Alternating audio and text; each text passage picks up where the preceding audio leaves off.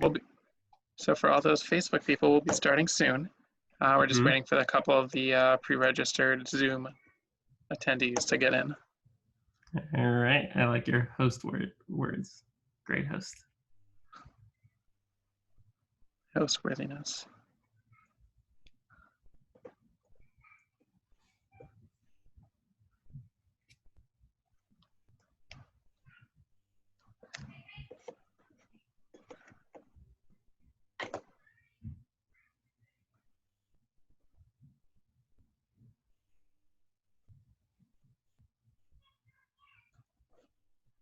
Oh, we have an attendee. Awesome.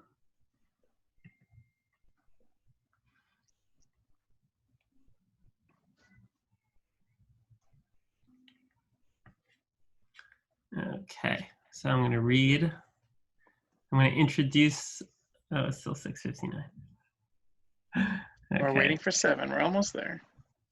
It would be wrong if anyone came at 7 and we already started your intro. Okay.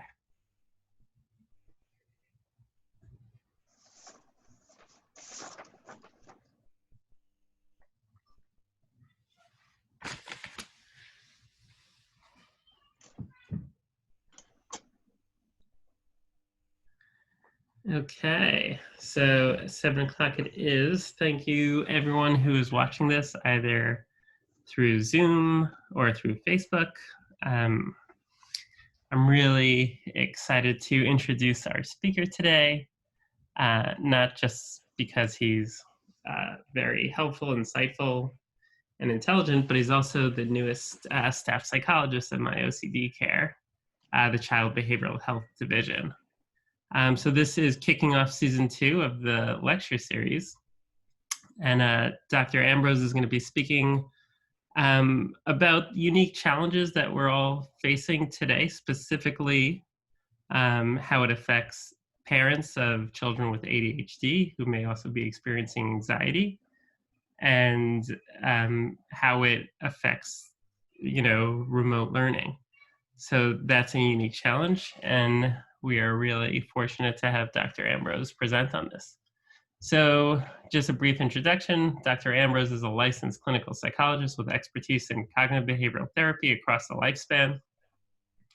He specializes in using empirically supported treatments for a variety of emotional and behavioral difficulties, particularly attention deficit hyperactivity disorder, ADHD, disruptive behaviors, depression, anxiety, selective mutism, and body focused repetitive behaviors. He has extensive training and experience using CBT with children, adolescents, adults, parents, and families. And as mentioned before, currently he's a staff psychologist at my OCD care, Division of Child Behavioral Health. Without further ado, I give you Dr. Michael Ambrose.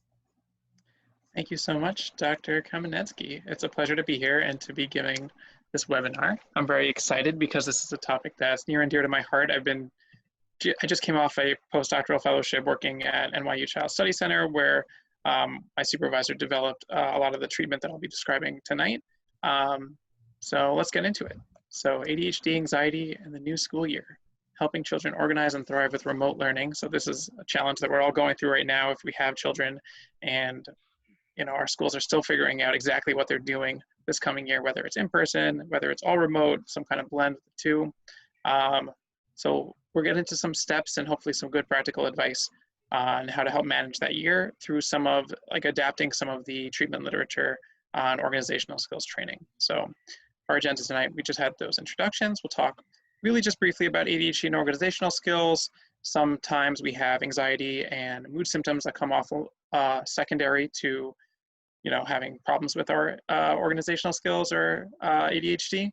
But we're mostly going to focus on organizational skills throughout the rest of the evening. So a real brief background, ADHD, you have to have either 5 or 6 symptoms, depending on we're talking about children or adults, of either inattention or hyperactive symptoms. It doesn't necessarily mean that you have deficits in organizational skills. We'll find children who have good organizational skills and have a diagnosis of ADHD, and someone who doesn't have a full diagnosis of ADHD but have organizational skills deficits. So it's something that not everyone necessarily develops on their own in their own time. And by organizational skills, That could be a stand-in for a more fancy sounding word, executive functioning. But essentially we're talking about the ability, and we'll get into a lot of detail shortly, about the ability to really keep track of all the things that we need to do. What is our homework? What do we have to be doing? I don't know, our chores around the house, and you can apply this to different levels and different developmental contexts. So it could just be knowing your homework. It could be organizing your backpack to get ready to go. Are you always losing your water bottle? Materials like that. How are you with time? Are you keeping track of, like, how long does it actually take to get something done, to even, you know, eat dinner, to walk to school, or wherever it is we're going now, and to plan for the future on larger tasks, something that's due later or something distant in the future. How much are we actually going through the steps of planning for that?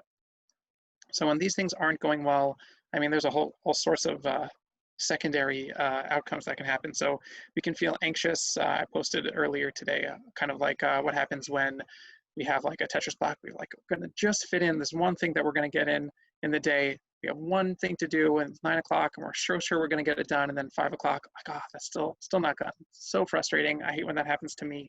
So sometimes we get really frustrated and annoyed. That can lead to feeling really sad or depressed when things aren't going well consistently over and over and over again. We keep on, I mean, ADHD is something that is often lasts a long time. It's like a lifelong disorder for some people. It doesn't automatically necessarily get better in adulthood. I think in 50% of cases, it's thought to continue on. So again, this is a very frustrating, and with having these things happen over and over again, we can develop mood symptoms secondary to our organizational or ADHD symptoms. And it could cause all sorts of issues with relationships, let's say with a parent and child, especially around homework. That's a really common area for some little strife to develop. So we'll talk about some ways to talk about organizational skills and how we can kind of nip that in the bud. So without further ado, let's begin. Let's get into it. So I want to throw up some basics in terms of like what we're going to talk about when we're talking about setting up school at home. So in general, we want to keep our distance learning, our remote learning, we want to treat that the same as in-person school as much as possible. So we're going to set clear boundaries, kind of like, okay, you come down from, you get dressed, you brush your teeth, you do your whole morning routine, you go downstairs, you get on the bus, you drive to school, you go to your classroom, you unpack, you sit in your desk. It's very different than, let's say, it's Saturday morning and you roll out of bed and you're still in pajamas and, I don't know, you're eating breakfast while you watch TV or something like that. We don't want kids to have like that whole weekend vibe the whole week just because, oh, it's school at home. I can wake up 2 minutes before and still get to class on time because I'm just like getting out of my bed and sitting in my desk. We really want to try to set a similar routine to what's going on. So we want to keep our morning routine. We want to keep ideally keep our bedtimes and our wake up times. That's, if we're getting enough sleep, it's a good idea to keep those going throughout the day so it's not like something different that our body's reacting to. We want to have the similar morning routines. We want to sit at a designated area to do our schoolwork. And we want to think about, like, school has periods, the bell rings, or the teacher is in charge of going from one activity to the next. And we want to have blocks of time where we can, be active and be working, and then give ourselves a break and then move on to the next thing. Let's see. So we could be proactive, especially if we're dealing with younger kids, and we're talking about parents right now, in terms of setting up what the learning area will be. So if, I said, if you're stuck in a New York City studio and there's not a lot of room, and like setting up, like, the dining room is also the kitchen and it's also, the school desk for the day. So what can we do about maybe clearing the table and setting up, even, they have privacy screens you can get on Amazon for less than $15, which is basically just like almost like a cardboard box, kind of like if you could think back to your days at a college library when they have those like corrals that you all sit in. So it's like a private area where you might not be distracted by everything else that's around you. You can get a special box for pens and pencils and all sorts of things, and kind of set up like, this is school and it's different from breakfast, it's different from hanging out. So it's designating an area, designating time, kind of making it special in its own way. And throughout the day, we want to keep track of our children and give them breaks. If they're doing their own work throughout the day, we might want to help in with like helping them think about setting up their schedule. We'll get into that with organizational skills, but just keep on thinking about what are the things we want to have in the day in advance. So of course we're going to have breaks to eat, but also maybe things to go outside. And there's a little acronym that I like. You could pace yourself. You could have your physical activity, your achievement activities, your connection activities, and your enjoyment activities. So physical is just anything that's moving around, right? You want to spend your day with some time going outside for a little bit, maybe doing a workout, or even just going for a walk or something nice. Something yoga, doesn't have to be intense. Achievement is something that we will do to feel good. If that's school, if achievement is school, that's often right there, but sometimes it could just be something else that makes us feel proud that we accomplished, that we did something today. Connection, I know it's hard with social distancing, but there's still sometimes ways we can hang out safely with masks, or even just having a digital, virtual hangout with somebody else, scheduling something like that, family, friends. And lastly is continuing to do the things we enjoy, have breaks during the day. Could be playing a video game, it could be just playing a board game, spending some time with someone we love, someone at home. All of those things should be incorporated throughout the day, and we can think of those as we set up our routines to have like schoolwork followed by something break, something enjoyable. And maybe if we did a really good job or we finished our work early, we can get some extra time to do those things. So setting up, and of course, now the last point is really important, parental self-care, actually giving yourself a similar schedule where you would also schedule yourself something enjoyable throughout the day. It's really hard for parents who are both working and in their home office, also somehow being a teacher, and there are too many hats and too many roles that parents have to take on to do this, and it's really not an easy, it's almost an impossible task. So I really want to validate those concerns, but try to build into that day something fun for yourself, something enjoyable, something relaxing, refreshing for you as well. Okay, so now we're going to jump into the skills of organizational skills, and we'll get back to some more tips for parents at the end, and we'll also take questions there. So, okay, organizational skills training. So I've got the pictures up from some of the guides. I've got the book right here. This is more designed for clinicians, but you'll see on the left of your screen, The Organized Child is really very readable, designed for parents. A very helpful guide to building these skills and developing the same program. That's very similar to the treatment guide. There's also a guide from Margaret Sibley for teens who are dealing with pretty similar issues. So let's get into what are organizational skills. So going back to ADHD is usually a treatment that focused a lot on parent training. So people who are seeking treatment for their children with ADHD would end up getting, and they still do, this is a great evidence-based treatment, is parent management training, is to help parents setting up very clear boundaries around the house and getting involved in prompting and praising and a lot of different behavior modification skills. Organizational skills training is a newer treatment that developed to actually teach children skills to begin organizing on their own. So these aren't just things that parents are going to reward. Oh, you're doing such a great job, you're getting your homework done, there's some praise, great, that's from the parent. But it's actually sitting with the student or a child and teaching them, like, this might be a way how you could organize your papers in your backpack. So it has more specific skill training, and I think it's a really valuable tool. There's a lot of research building up. There's already one completed randomized control trial, and there's another one in progress, which is like adapting for everything that's going on with distance learning. So let's get into what are the parts, what are the different sections of organizational skills training. So we have tracking assignments, managing materials, time management, and planning. And we're going to go through each one of those different modules and explain them right now. Okay. So before we get into that first module, I just want to talk about kind of like the problems that we deal with when we're talking about organizational skill deficits. How do we talk to our children about that? We're bringing up a rather sensitive topic, and I mentioned earlier how these things can definitely cause problems in the parental relationship. These symptoms also can cause problems with teacher relationship, even with friends. Like they say they're gonna bring their favorite toy to the hangout and they're not there because they forgot about it, or they forgot their toy and they did show up, or they're 20 minutes late, or they're always 20 minutes late. All these things can really start grinding people's gears and getting in the way of our relationships. So how do we talk about organizational skills? How do we talk about these deficits with our children so it doesn't interfere with our relationship and it continues to develop in a positive way?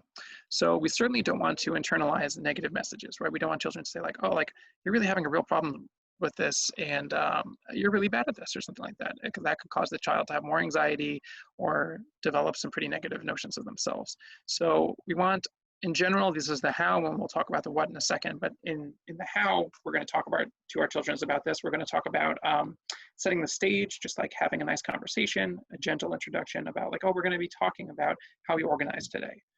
Consider your timing, the environment. This is not something you do when you're getting dinner ready while the other kid is coming home and it's going to be hectic and busy. You want to try to pick a nice quiet time. Keep it brief. Could be a short conversation. Start with your strengths. Obviously, you want to start with like nice things in the conversation to bring your child interested and to talk to you. Try not to talk too much, meaning let the child develop see what they've noticed about their own organizing, or we don't want to ask too many leading questions. Like we don't want to be judgmental. We want to be supportive, and we want to share our own problems with organization. Sometimes these things are genetic, certainly when it comes to ADHD, but I think organizational skills possibly as well. So talk about, that time like, oh, I locked the keys in the car, or that time I left the tickets at home when we were all going together. And, laugh it off in a way like these things happen to everybody. No one's perfect. I'm sure we could all think of stories where this has happened to ourselves. It happens to our teachers. It happens to everyone. Kind of normalize everything that's going on when people do forget.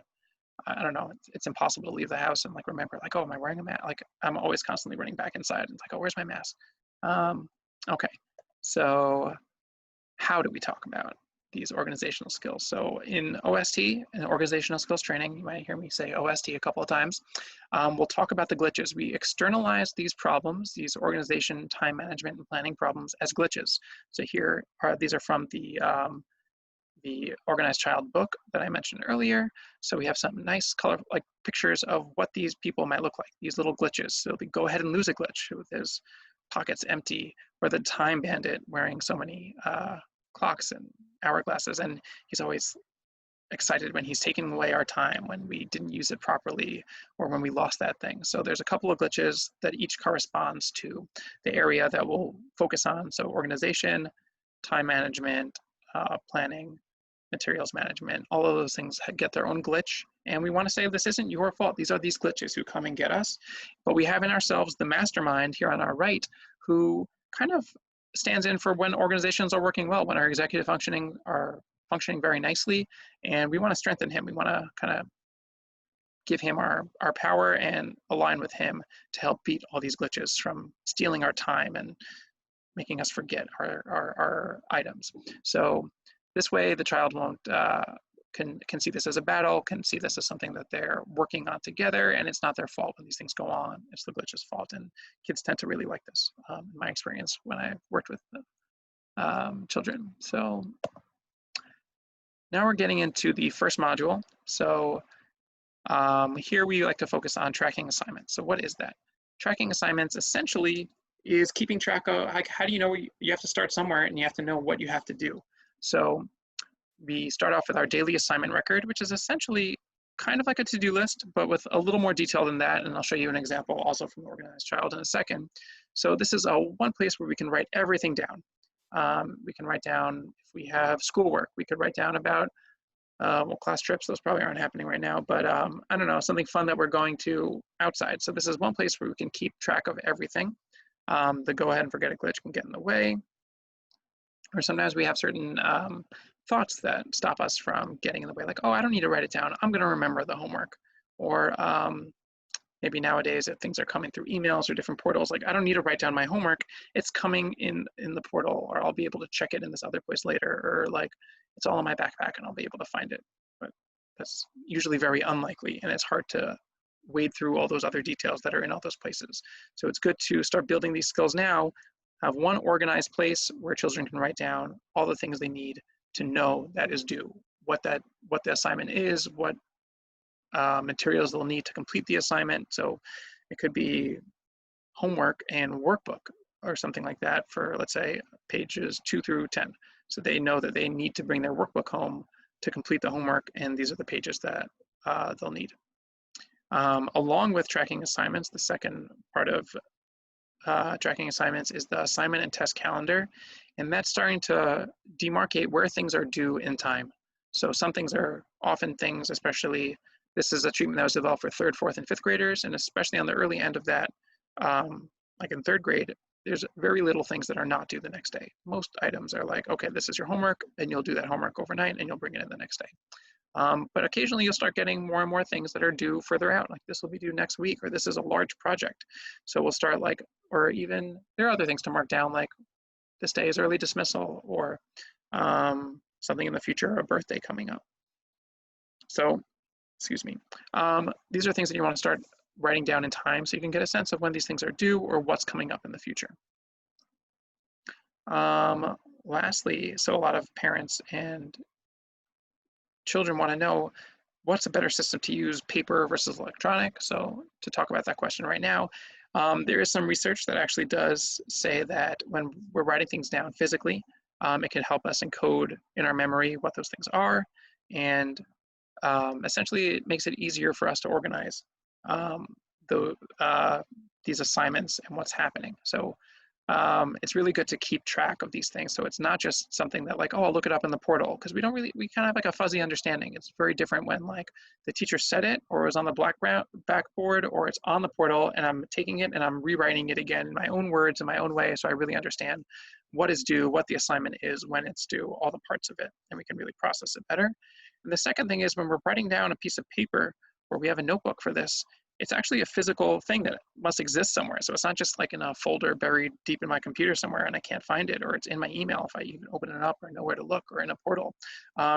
So like we might see our notebook on our desk or have it in front of our computer. It's like, oh, right, I have a homework that I have to do. I can't just go play my video game right now. I have to see it in space, and that'll be a cue to remind us.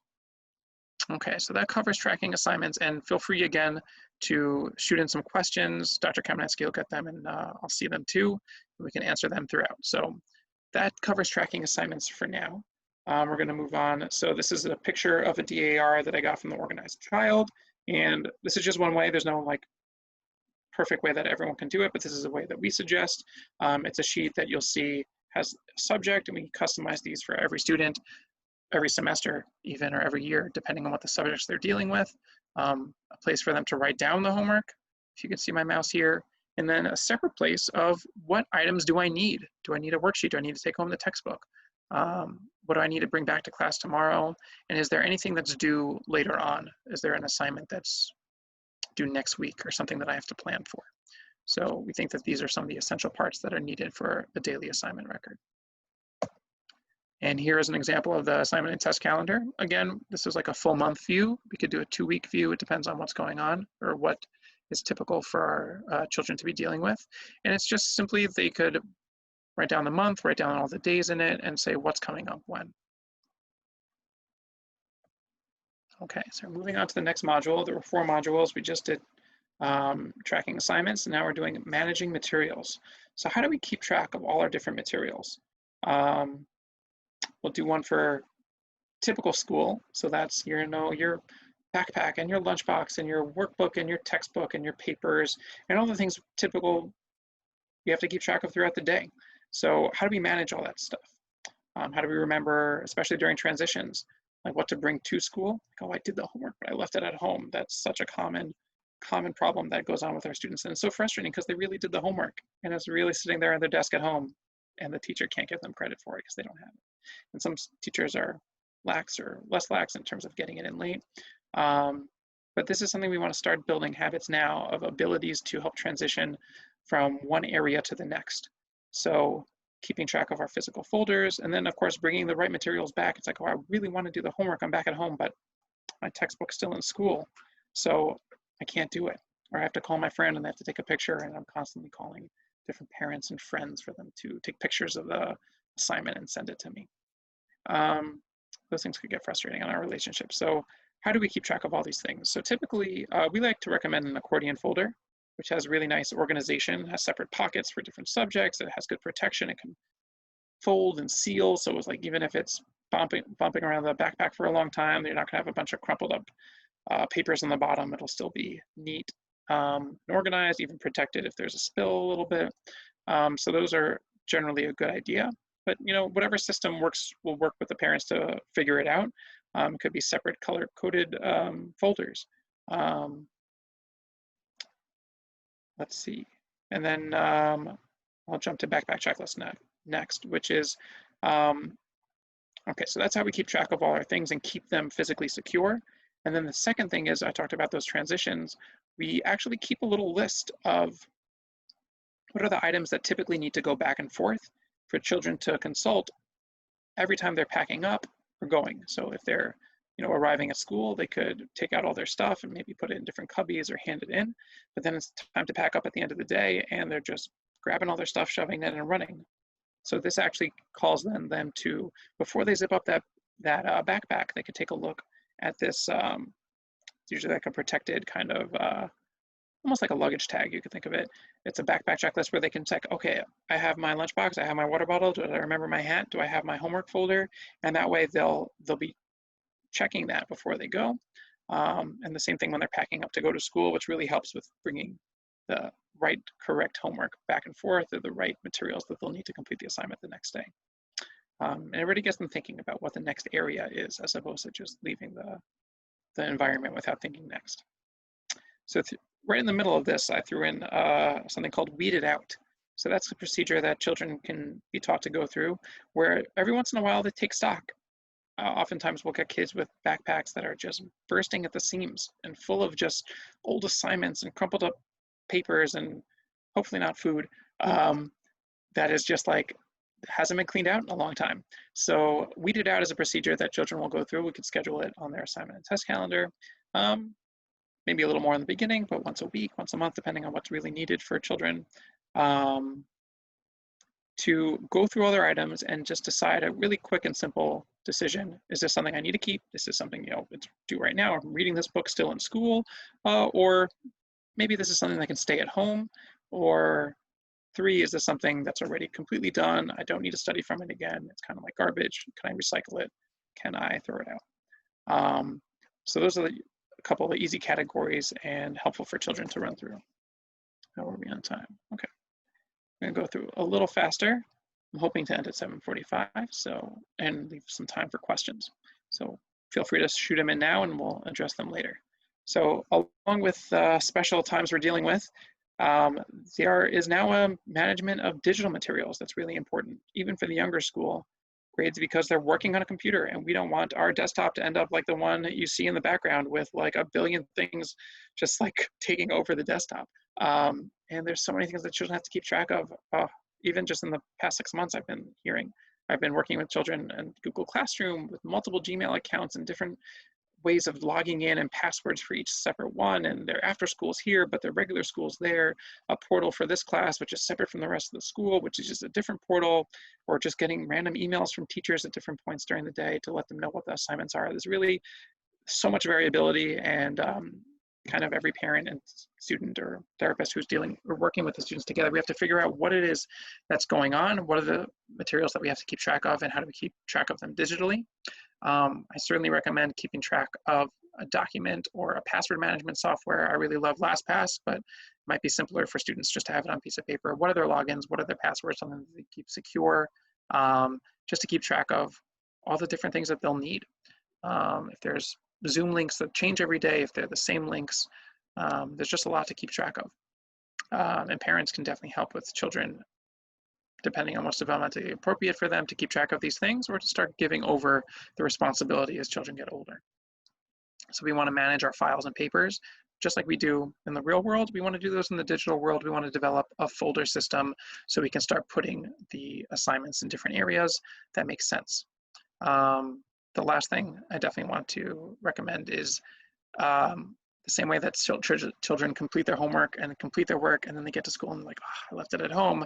There is the that final submit and publish. It's like the Regis, is it your final answer? Children do all their homework and they like think they sent it in, but they forgot to hit send. They forgot to hit publish. Is it like totally, fully, completely submitted?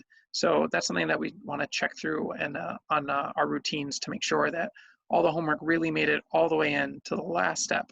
So even if it was done, did it get totally published? Did it get all the way through the portal to the teacher's email? And is it completely done? And then lastly, a weeded out system to declutter, just like the physical space needs decluttering, so too our digital space can fill up. What things can go to the archive and what things do we have to keep out in our folder system? or what can be recycled. Okay, moving on to time management. Okay, 2 more of these left.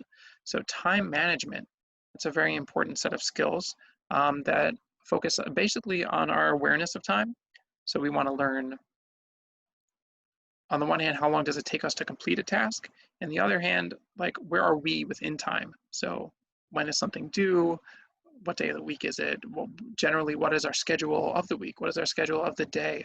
So getting more in touch with our personal calendars as opposed to just being ferried from one place to another. Like when is soccer practice? When is this after school? That happens one day a week. Oh, my mom will tell me. So we want to get these kids to start understanding their own schedules, so it's not something that they, externalize to the parents who become their children's kind of like not quite secretary, but know when things are and are really just in charge of bringing them from one place to the other. So we're going to develop skills in this module to help them learning their own personal calendar, getting a sense of like time estimation and becoming their own detective and doing some fun tasks to actually track how long things take, especially when it comes to, do I have enough time to do this homework before dinner? Can I do something fun before dinner? Like how much time can I set aside to start making more realistic expectations of themselves? That way they won't constantly be rushing to finish items and may even have more time to do the things that they want to do while still completing all of their necessary tasks. This is definitely something that weighs on the parental relationship, especially like, oh, we have to leave right now. We're gonna be late to school again, or we're gonna be late to practice, or I have to drive other people. And, there's a lot of things like, oh, you have to get dressed and come down the stairs and like, where's the notebook? And all of those things kind of like get caught up. So the earlier these routines develop, the better. And it'll really help the parent relationship. So now let's move on. I know I didn't get into the details of that, but that is what organizational skills training is for, which is kind of giving an overview. Planning. So planning skills are important because as children develop, they'll start getting more complex tasks and things that are due later, book reports and dioramas and projects, things that have multi-step that you can't possibly do in one night, that you need to maybe organize data early, or like if it's asking like survey questions, or organize materials, I have to go on Amazon and order it. It'll come 2 days later, or now maybe more, before we can get all the materials together to start working even on the task. So planning, we do some work in terms of getting down the steps of what are the steps necessary to do a plan, breaking up a large task into smaller tasks that are more manageable, that we can do all these other steps. Also getting the sense of like socially, like discussing plans with other people. So this does relate to time management in terms of like, well, I was planning on doing this for dinner. It's like, oh, well, or like if they're older, it's like, oh, I need the keys to go here. Well, we have to make some kind of schedule for the car because we both can't use it at the same time, or different people want to use the same space or the same computer or the same limited resource to get things done. So it's good to discuss plans with siblings, parents, friends, whoever, to start getting used to thinking ahead, so resources are apportioned correctly. Lastly, so these are like the parts of planning. It kind of incorporates all the other skills together. So we really want to clarify the task that's due, like the larger, we don't do a planning for everything. It's only the things that are kind of larger tasks that are maybe due later. So we want to clarify the tasks. What are the baby steps? What materials do I need to gather? Can I make time estimations for each one to kind of see how long they will take? And then can I intersperse them throughout the week, let's say before this is due, to really give myself time to do them, and maybe even a buffer if we didn't do that correctly. And that way we're not rushing in the last minute to complete the diorama the night before we bring it into the science fair. That way it's like, oh, I ordered the supplies 2 weeks in advance and I laid them all out and worked on Wednesday and Thursday, and I gave myself time to go to my after school on Tuesday, and had time to review everything and making sure everything was done nicely and neatly, and still had time relaxed to bring it to school early or something. So those are plans that would be an ideal plan. Okay, so I've covered the 4 general modules of organizational skills training. So you made it to the final stretch. Great job.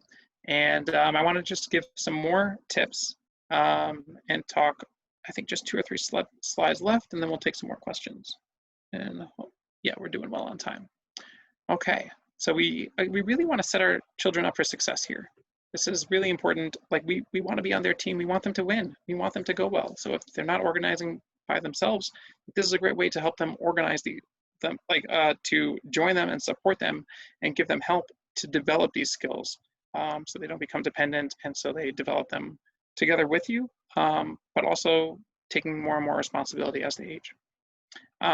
So in thinking about remote schooling, we want to set up, and this is what I was talking about with the privacy screens up on the top right, kind of like a nice desk that we can make the children excited for school. And, as much as that, depending on what children's attitudes to school are, but if you decorate that nicely and you have good materials and make something that is kind of like squeaking, that is oiling the wheels towards that end goal. We want to have a clock, something like that's very practical, that's available, that the children can face the clock and see the time, that the environment doesn't have too many distractions in it. I know it's not always possible, but as much as we can to maybe clear the table, to have children working in two separate rooms, or if they're in the same room, they have good headphones or privacy screens or different times. But systems have to be put in place to help children be able to work in a good environment. I mean, these are similar to a lot of the recommendations we give, like children to sit in the front of the class if they were in class and they need that extra attention. So too, we want to minimize our distractions here. And then we want to think about our own presence. So a lot of parents, of course, are working during the school day, but thinking what we can do to share some of that burden, either if there's two parents and they can switch off, so one parent could have uninterrupted work time while another parent is doing some more of the child help. And we want to scaffold this help according to the children's developmental and just their ability. And there are so many things that go into that. So their age, their ability to concentrate, what stresses they're going through, how much sleep they even got the night before. So we want to be able to help our children. And sometimes, for the younger ages, we have to really sit there with them in order for them to focus on their lessons and to understand what's going on and to really do well in their schoolwork. And for older kids, they may need less scaffolding, but some maybe pre-planned check-ins might be better, where it doesn't feel like mom's intruding on their space, but it's something rather that, they agreed to, and they can, show like, this is the work I worked on today, or showing up with a snack. That's something that children often like, and it's a good, nice break, especially like thinking about breaks during the day, how to set up a day so it's not just all work in large chunks, but you've got some time to move around the house or even go out in the yard or whatever's available, have a snack, outside time, maybe schedule something where they can talk to some friends, have some fun time. We do want to remember to, if there's something that they're doing really well, we want to reward them for their good work and maybe give them extra time to have some fun or break. And in general, organizational skills is not just a therapist and child thing, but it's something that everyone works together as a team, parent, child, and therapist. We want to have really good collaborative homework conferences. We want to get the students and the children and parents in a good habit of having these brief, calm, productive sessions that are really practical, really straight to the point, not wasting anyone's time, and just calm and pleasant, so children can do well and get used to collaborating and working on teams together. Okay, and of course, we need to motivate our children to do this. A lot of children are not motivated to do their homework on their own, so sometimes we need a full, extensive system. Organizational skills training uses a prompt, monitor, praise, reward method, and get into more details there. But we want to motivate our children by giving them rewards. We want to certainly give them a lot of praise for doing this work. It's really hard. It's certainly hard for us as parents to work with remote schools or blended schools, or keeping track of all the different schedules that we have to keep track of and that additional burden. But it's very hard for our children. Our children are, in some way, can be suffering a lot through the lack of their regular day, just not having a bell demarcating where to go, their own desk, what to do, going from class to class, not seeing their friends as they typically do. It is quite an adjustment. So we want to be empathetic towards that, and we want to give them a lot of praise for just doing the things that they need to do. And this was a great metaphor from my supervisor. Sometimes, in order to praise that they're on the right track, you have to take out a magnifying glass, right? We have to find something somewhere that was actually, good. that actually is praiseworthy, that is leading them, like it is the goal that you're hoping to work on. And sometimes you really need to pull out a microscope to find like that detail. Oh, like you put away your phone before you got started, or like you put it down, or I could see you thinking about doing that, or like, oh, I know you are just getting ready to begin working on this project.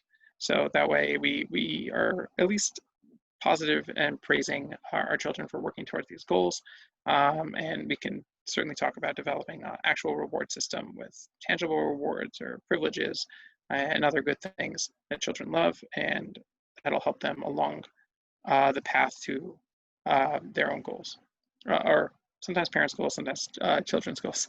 So we want to reward performance, sandwiching a preferred task in the afternoon. So if they're working hard in the morning, have some good breaks during the day that they can get to.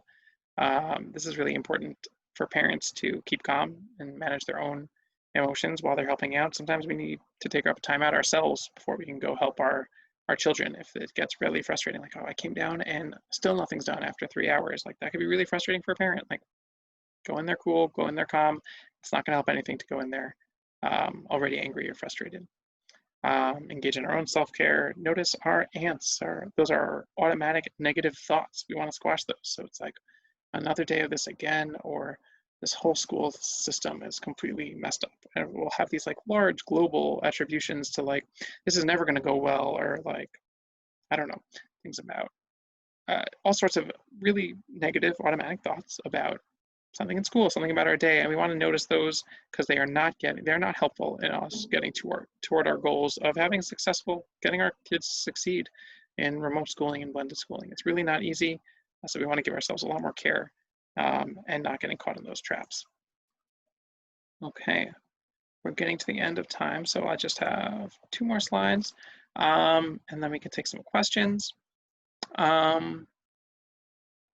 These are some tips for older children, right? I spoke primarily to 3rd, 4th, and 5th graders, but what about the older students?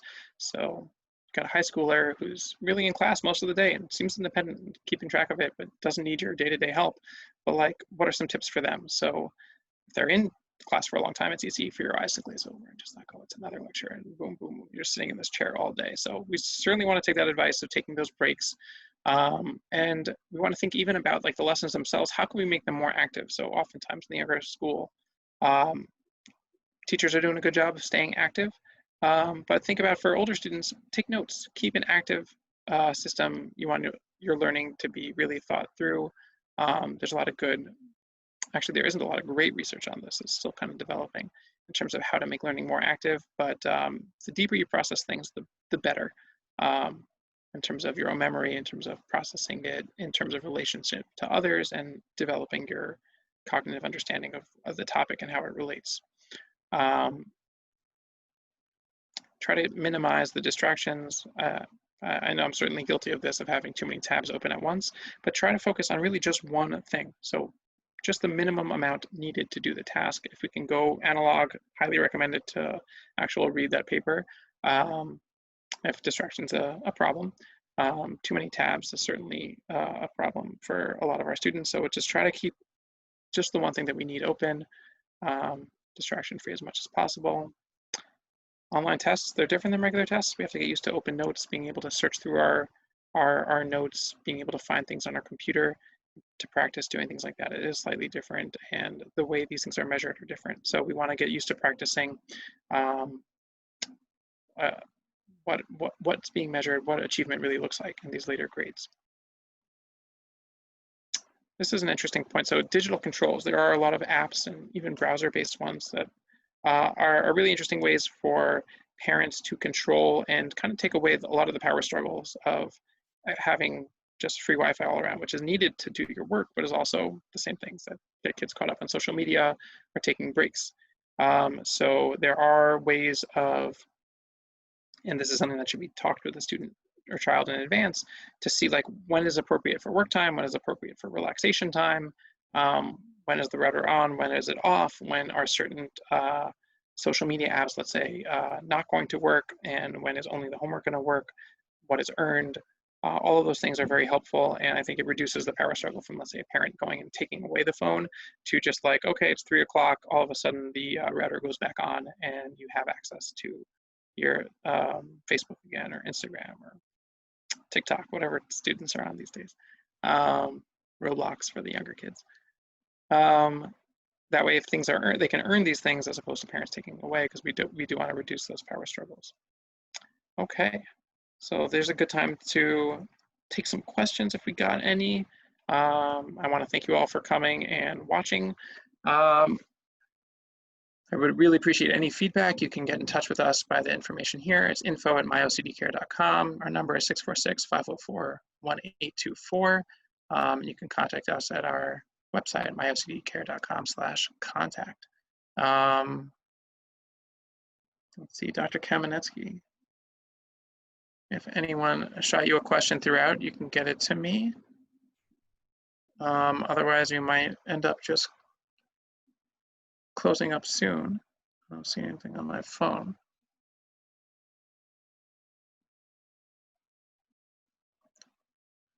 Okay. I think that might be it. Okay, well, thank you all for watching, especially to the very end. I hope you found this helpful. I'm so grateful for all of I learned about organizational skills training. It's been really helpful for me personally, and also, I'd say, my family and my own children. So it's really great stuff, and I would love to help other families with these skills. So with that, I might cut it off. And thank you all for coming, for joining us on Facebook.